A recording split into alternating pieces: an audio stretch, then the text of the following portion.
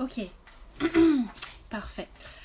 Donc, oui, je disais, j'espère que vous allez bien, j'espère que ça se passe bien pour vous. Si vous rejoignez ce live, n'hésitez pas à faire un petit coucou, à me dire d'où vous me regardez.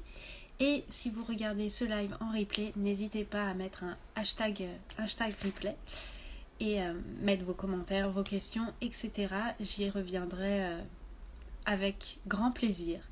Voilà, pour répondre à toutes vos questions, toutes vos interrogations, etc. On va attendre peut-être quelques secondes, quelques minutes, le temps que les gens, les personnes se connectent, et puis on va lancer la discussion.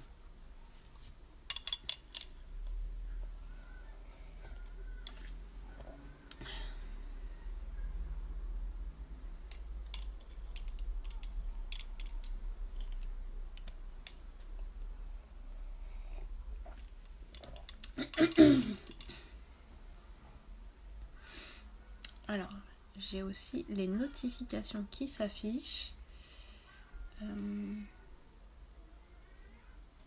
Ok,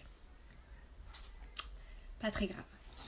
Donc, on va commencer. On va commencer ce live parce que j'ai plein d'informations à vous donner et je ne voudrais pas que ça soit non plus trop long. De quoi on va parler aujourd'hui? On va parler justement des émotions. Les émotions qui sont au cœur de la parentalité et les émotions qui sont au cœur de l'entrepreneuriat. Vous le savez peut-être ou peut-être pas si vous êtes nouveau sur la chaîne, nouveau sur le compte Instagram. Je suis une grande fan de la parentalité. Pour moi, c'est un sujet hyper intéressant et c'est là-dessus aussi que se concentre le très gros de mon travail, en tout cas celui qui est le plus puissant. Parce que les émotions, dans les émotions résident toutes les informations dont on a besoin, sauf qu'on ne le voit pas. Les émotions, c'est vraiment, ça donne l'information de comment nous percevons la réalité, comment nous percevons le monde, comment nous percevons et comment nous percevons notre interaction avec le monde. C'est très très puissant parce que vous avez tout là-dedans, vous avez toutes les informations, mais très souvent on ne sait pas justement les décoder. Les émotions sont problématiques dans la parentalité parce que justement on ne les vit pas. En général, on n'accepte pas de vivre nos émotions parce qu'elles sont inconfortables et on n'est pas prêt à les traverser parce que durant l'enfance, on ne nous a pas appris à traverser les émotions et même on nous a appris souvent à plutôt les rejeter, à plutôt les cacher, les mettre un peu sous le tapis parce que ça dérangeait nos parents ou ça dérangeait la société ou ça dérangeait les adultes avec qui on était, que ce soit grands-parents, parents, maîtresses, on s'en fiche un peu.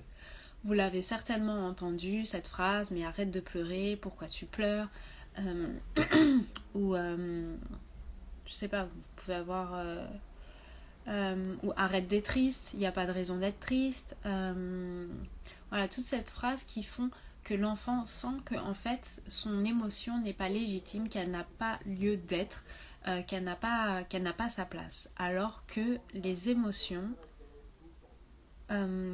qu'elles soient légitimes ou pas légitimes, je vous dirais, ça n'a pas d'importance. Les émotions, elles sont là parce que elles viennent de nous, parce que c'est ce qu'on ressent, parce que c'est ce qu'on vit. Elles sont là, c'est tout. Il n'y a pas de légitimité des émotions ou d'illégitimité des émotions. Non, les émotions sont là. Et je vous dirais, à partir du moment qu'elles sont là, elles sont légitimes. Si elles existent, elles sont légitimes. Peut-être qu'en effet, vous ne voulez plus avoir ce type d'émotion face à certaines réactions, ce qui est ok. Mais si aujourd'hui vous avez l'émotion telle qu'elle face à telle situation, l'émotion en elle-même n'est pas à remettre en question. Et la grande difficulté dans la parentalité, c'est que justement, on ne vit pas les émotions. En général, ou alors on vit les petites émotions. On vit les petites choses. Par exemple, la tristesse, un petit peu de peur, mais pas trop. En général, voilà, on vit pas totalement les émotions, surtout les émotions qui sont grandes et les émotions qui sont très inconfortables pour nous. Je vais prendre un petit peu de thé en même temps parce que je parle beaucoup et du coup ça me donne soif.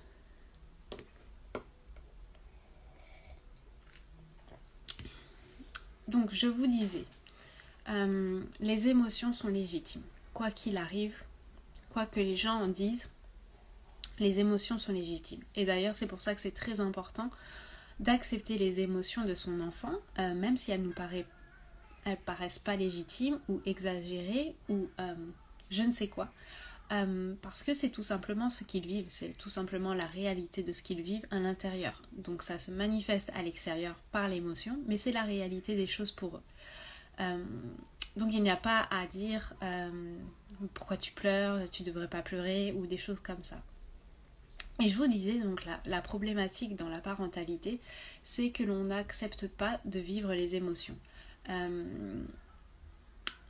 Quand une émotion importante arrive, en général, on la voit, elle commence à être trop inconfortable pour nous, elle commence à trop titiller à l'intérieur, souvent c'est la colère, mais ça peut être la peur, beaucoup la colère, la peur, et des fois la tristesse aussi.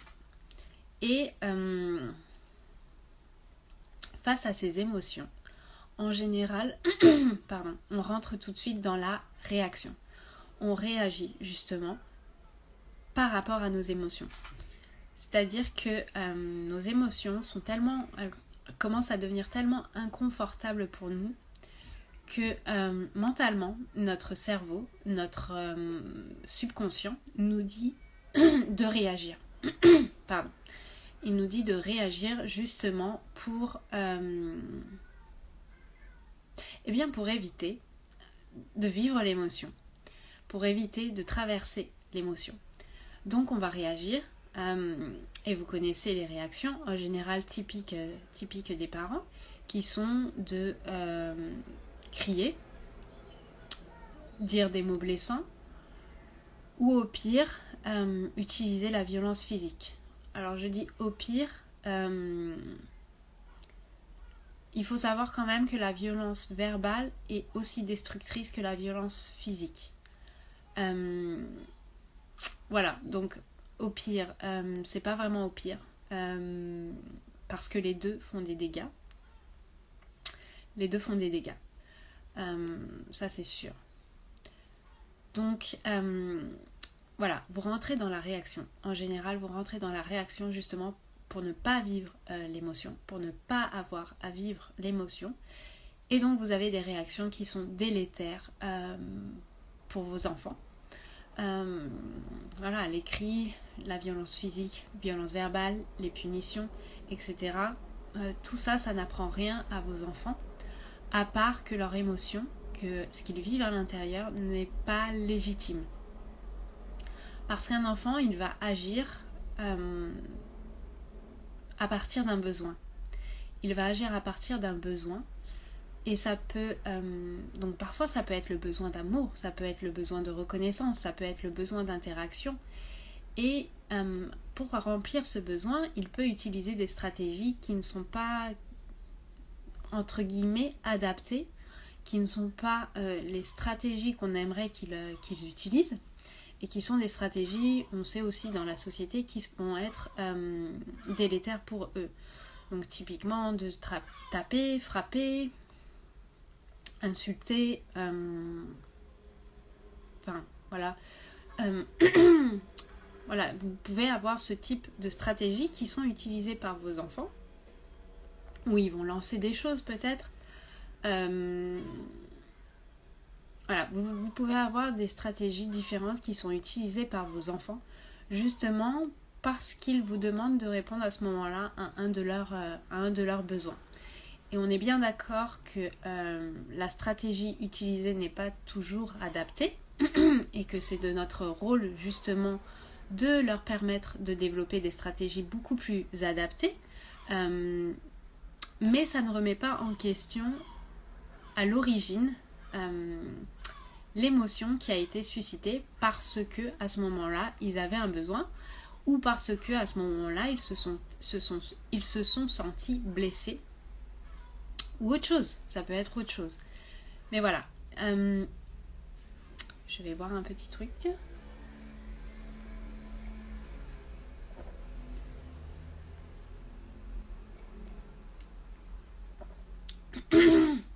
Donc voilà, c'est très important parce que justement dans la parentalité, toutes ces réactions violentes viennent parce qu'on n'accepte pas de vivre ses émotions. On n'accepte pas de traverser les émotions intenses qui arrivent en nous. Et en fait, c'est là où est la clé. C'est qu'il est important justement d'apprendre nous-mêmes à vivre nos émotions pour que nos enfants puissent aussi apprendre à vivre leurs émotions. Ça demande justement d'avoir cette conscience, je dirais, émotionnelle. Moi, je l'appelle comme ça, conscience émotionnelle. C'est-à-dire la conscience des changements émotionnels qui s'effectuent dans votre corps. Parce que quand il y a une émotion inconfortable, ça se manifeste dans le corps très tôt quand même. C'est comme une vague en fait. Vous réagissez au moment où il y a le pic de la vague ou avant le pic justement de la vague parce que ça commence à devenir inconfortable. Mais si vous êtes connecté justement à votre corps, à votre respiration notamment, vous pouvez voir que l'émotion, vous pouvez voir justement l'émotion arriver dès le début. Parce que justement dans votre corps va se manifester quelque chose. Au niveau de la respiration peut se couper, ou en tout cas être beaucoup plus difficile. Vous pouvez avoir des tensions dans le corps, vous pouvez avoir le ventre noué, commencer à avoir mal aux dents, au dos, peut-être aux dents aussi. Vous pouvez avoir sentir le cœur, le rythme cardiaque s'accélérer.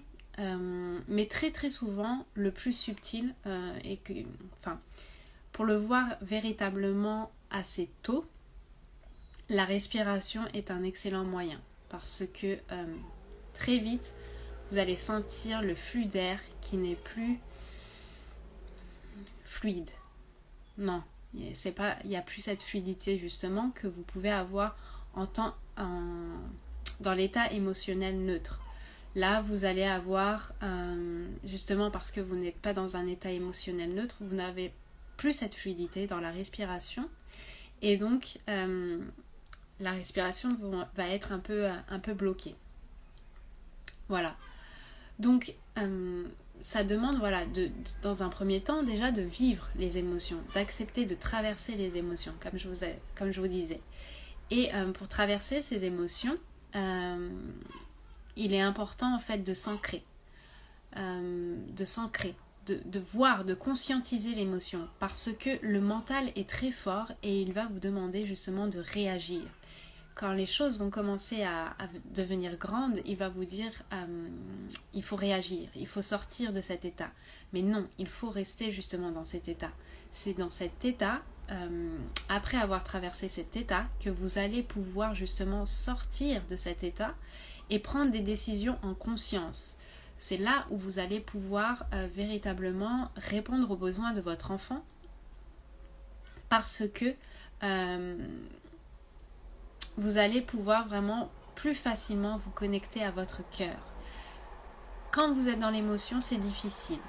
Avec de la pratique, c'est ce que je fais dans mes accompagnements, vous pouvez vous connecter à votre cœur en même temps que vous traversez l'émotion. Donc vous pouvez répondre aux besoins de votre enfant en même temps que traverser l'émotion. Mais très souvent, c'est compliqué au début. Donc il faut apprendre déjà à vivre l'émotion. Et pour cela, comme je vous disais, il faut s'ancrer. Il faut justement conscientiser, voir l'émotion arriver à travers la respiration et accepter d'y rester, de la voir grandir et de la voir partir.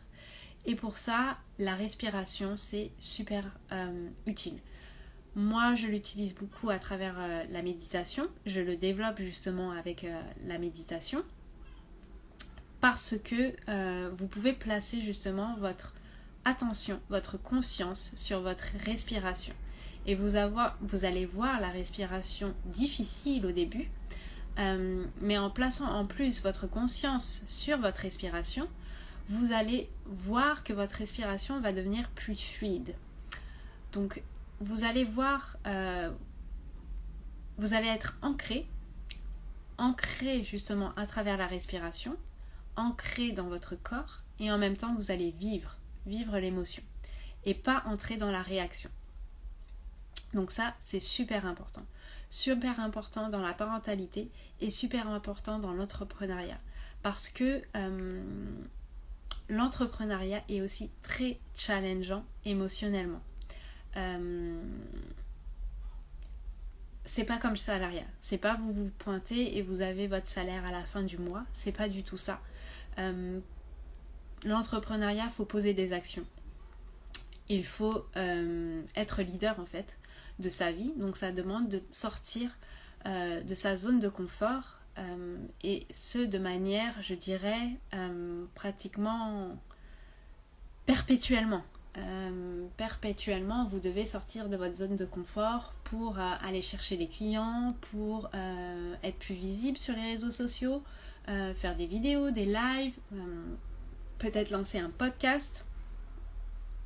Et très souvent, voilà, émotionnellement, parce qu'il y a des choses qui se jouent, c'est difficile. C'est difficile et souvent, pareil, on ne vit pas l'émotion, on rentre dans la réaction. Et c'est mon deuxième point du coup. L'entrepreneuriat est très compliqué pour les mamans entrepreneurs parce que justement les challenges que l'on vit émotionnellement, parce que ça renvoie des choses, je vous disais, font que, pareil, on n'a pas envie de vivre l'émotion, on a envie de passer en réaction.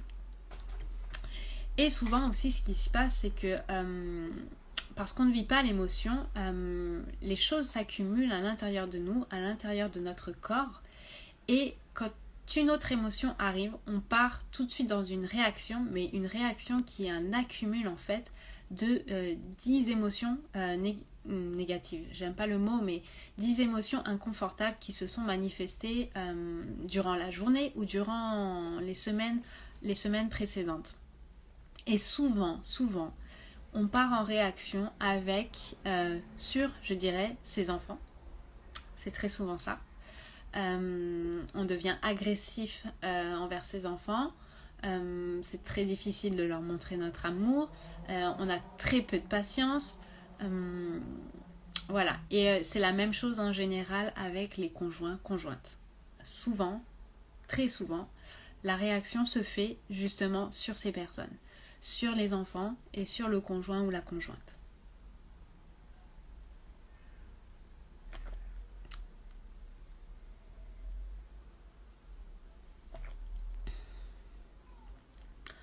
Ensuite, ce dont je voulais vous parler, c'est de ce qu'il y a derrière l'émotion. Parce que oui, la première étape, c'est de vivre l'émotion, comme je vous disais, de ne pas être dans la réaction face à l'émotion, mais de vivre l'émotion.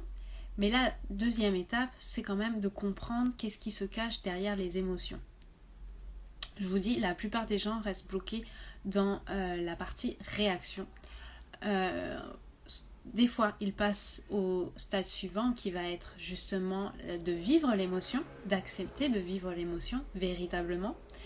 Mais si vous ne faites que ça, vivre l'émotion, vous aurez toujours, en tout cas très souvent, les mêmes émotions qui se déclenchent face aux mêmes situations, ou même type de situation. Vous n'allez pas sortir justement sortir de ces émotions que vous subissez. Parce que si vous voulez en sortir, si vous voulez ne plus à avoir les vivre, ça demande de comprendre justement ce qu'il y a derrière ces émotions, du pourquoi vous avez ces émotions, pourquoi, je sais pas, si vous devez faire un live, pourquoi vous avez tout de suite une émotion de peur, pourquoi si vous devez faire, si votre enfant commence à faire une crise dans le supermarché, vous avez cette émotion de peur aussi. Vous devez vous poser la question du pourquoi de vos émotions. Parce que derrière les émotions, il y a des pensées. Ce sont les pensées inconscientes qui déclenchent nos émotions. Ce sont les pensées qui passent dans notre cerveau, dans notre mental, qui déclenchent nos émotions. Face à une situation, je vous disais, hein, ça ne vient pas juste comme ça, quoique des fois aussi. Tout au long de la journée, on a des pensées. Et juste par ces pensées, on peut avoir l'émotion, mais des fois aussi, c'est par rapport à une situation, à quelque chose qui se passe, que l'émotion se déclenche.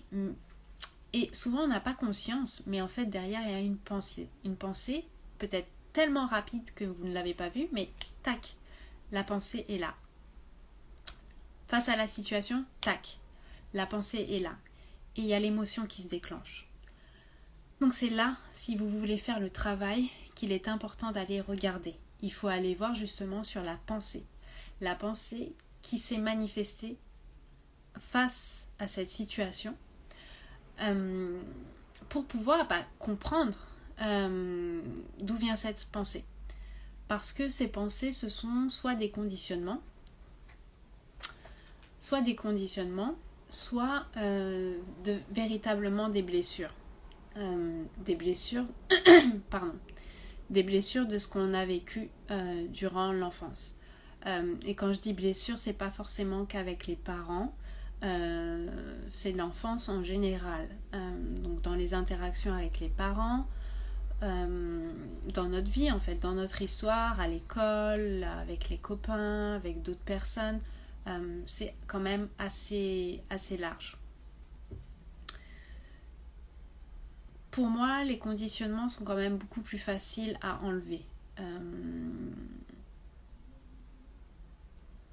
C'est plus facile. C'est parce que c'est moins imprégné. Souvent, en voyant la pensée et en changeant la pensée, en mettant en lumière la pensée et en changeant la pensée, on peut justement dépasser ces blocages. Par contre, quand il s'agit d'une blessure de l'enfance, souvent c'est vraiment imprégné dans le corps, tellement imprégné que c'est inconscient. Et des fois aussi, souvent, on a peur d'y aller. On a peur d'y aller parce que quand on l'a vécu justement dans l'enfance, ça s'est mal passé. On n'a pas été écouté, on n'a pas pu en parler, on n'a pas été compris. Et que le faire en tout cas seul, revenir sur cette blessure seul, souvent c'est difficile. Parce que ça demande justement de devenir le parent que l'on n'a pas été. C'est-à-dire d'écouter ce qui s'est passé à ce moment-là, d'écouter les émotions qui ont émergé à ce moment-là, d'écouter l'histoire aussi qu'on s'est créée à ce moment-là, pour pouvoir offrir aussi une autre perspective. Une perspective plus mature, d'adulte, tout en comprenant bien sûr notre enfant intérieur, mais en lui offrant une autre façon de voir les choses, au-delà du modèle de victime ou de bourreau. Il faut vraiment sortir de là, pour pouvoir se reconnecter à sa puissance. De ce que j'ai vu durant mes accompagnements et pour moi aussi, rien ne vous définit. Ce n'est pas parce que vous avez vécu quelque chose de difficile que aujourd'hui vous avez l'impression justement que ça vous définit, que c'est ce que vous êtes et que vous ne pouvez pas en changer. Ce n'est pas du tout le cas. Absolument pas. On a tous justement cette puissance, cette abondance à l'intérieur de nous. On a tous cette puissance intérieure. On est tous sur cette terre de la même valeur. Il n'y a personne au-dessus de personne. Voilà, on a tous un corps. Ce n'est que la société qui fait croire que la valeur réside dans les éléments matériels que l'on possède, dans l'extérieur, la carrière, les cheveux, la couleur des yeux, la qualité de la peau, soi-disant. Voilà, ce n'est que la société qui fait croire ça. Mais je peux vous assurer qu'il n'y a personne au-dessus de personne. C'est un mensonge.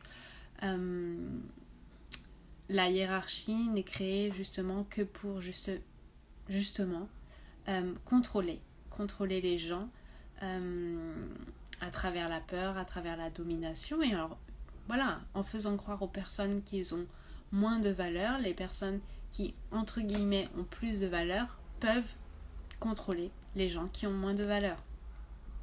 Donc c'est que du contrôle, ce n'est qu'une histoire de contrôle, cette histoire. Mais au vrai du vrai, vous avez tout autant de puissance que n'importe qui sur cette terre. C'est juste que ça vous demande de vous dévestir de vos blessures, de vous dévestir de vos conditionnements pour pouvoir être capable de vous connecter à votre puissance intérieure. Et c'est justement le travail que l'on ne fait pas assez en général. Et c'est sur quoi j'accompagne les mamans qui sont entrepreneurs. Voilà, c'est important.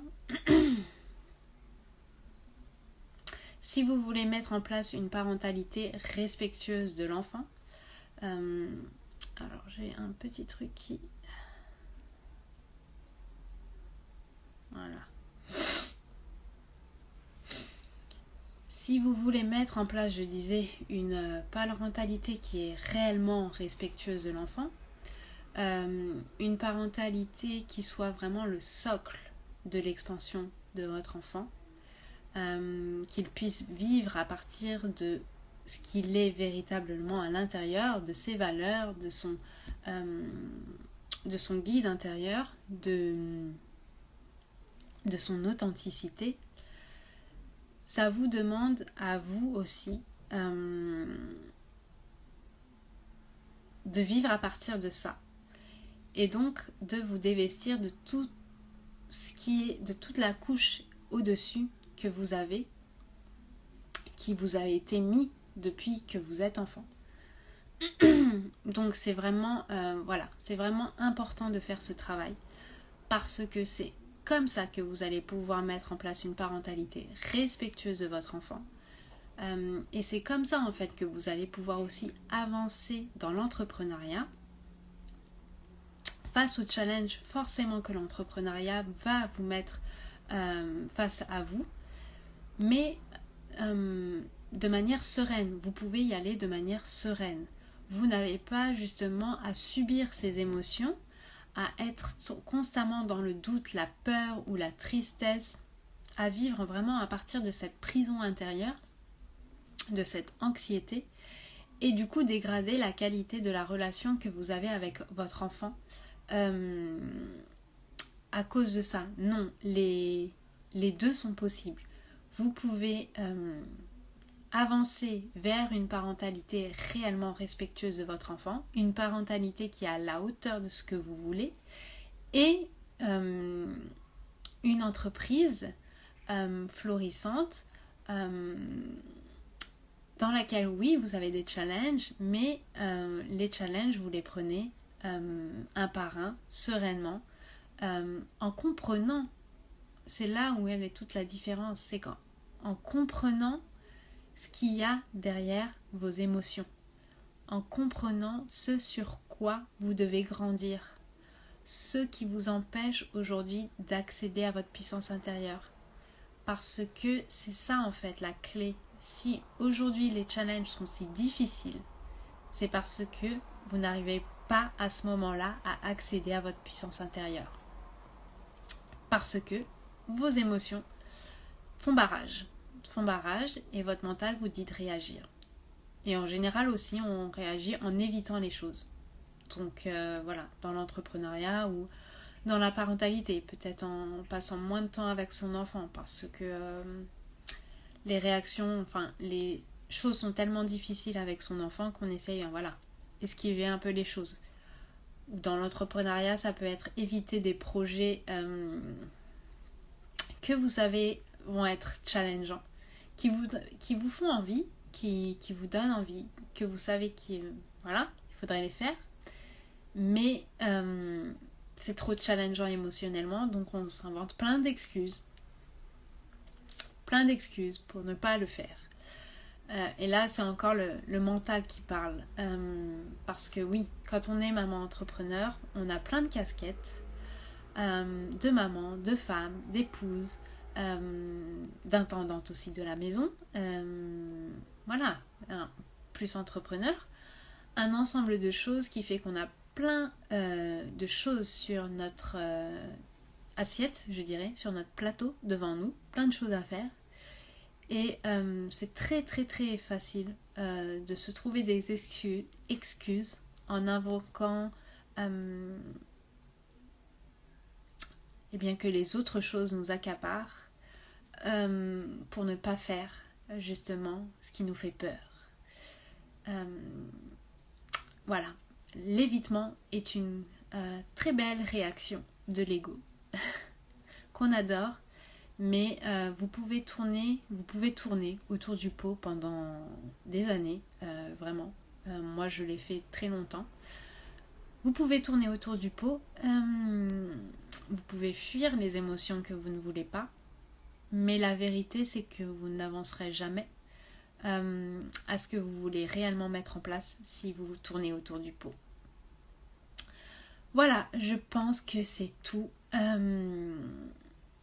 Je réfléchis, mais je pense qu'on a fait le tour du sujet. Oui, on a fait le tour du sujet. Du coup, je vous dis à très bientôt. Si vous le regardez en replay, n'hésitez pas à me mettre un petit commentaire ou même un hashtag replay. Ça me fait toujours très plaisir de voir que ça vous parle. Et je vous souhaite une très bonne journée. À bientôt. Plutôt à demain. À demain pour un nouveau live. Ciao!